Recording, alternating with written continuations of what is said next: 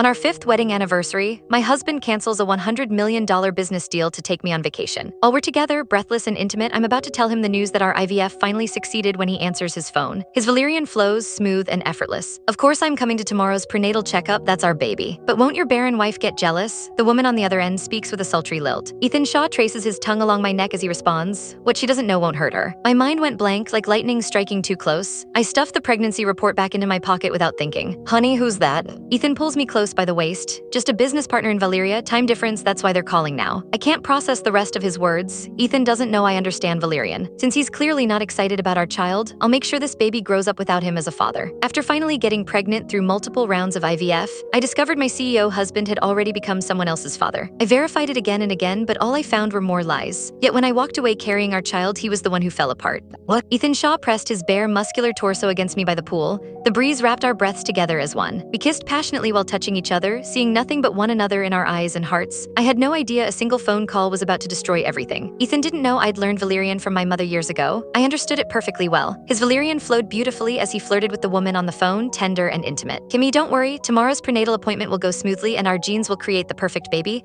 I'll groom him to be my successor. The moment he's born, he'll inherit everything I own. Ethan's warm hand still traced patterns on my back, but I trembled involuntarily, doubting my own ears. This woman, Kimmy, was pregnant with my husband's child. Then what did all my painful IVF attempts mean? What about all these years of marriage? Of course, I knew the Shaw family needed an heir, and though Ethan never said it out loud, he wanted a child. We'd tried for so long with no success. That was why I put my body through hell, secretly going through round after round of IVF without telling him.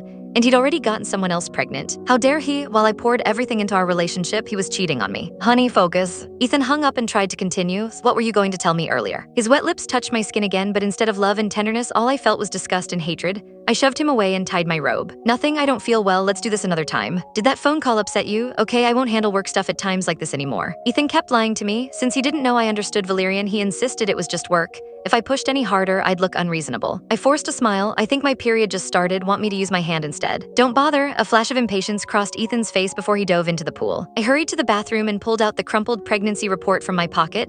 A new life was growing inside me, but I had no one to share this joy with. The silence pressed in as 1,000 thoughts crashed through my mind. The name Kimmy sounded familiar. About 2 months ago, late one night, I'd seen the name Kimberly Jones on Ethan's phone. She was pinned at the top of his WhatsApp messages. Ethan said she was an important client, so I didn't think much of it. When had they gotten together? When had Ethan decided to get her pregnant? And why did he betray me like this? I was the one who stood by him through everything all these years. How could he betray me so completely? For a moment, rage consumed me. I almost stormed out to demand answers, but Ethan's suit jacket on the counter snapped me back to reality.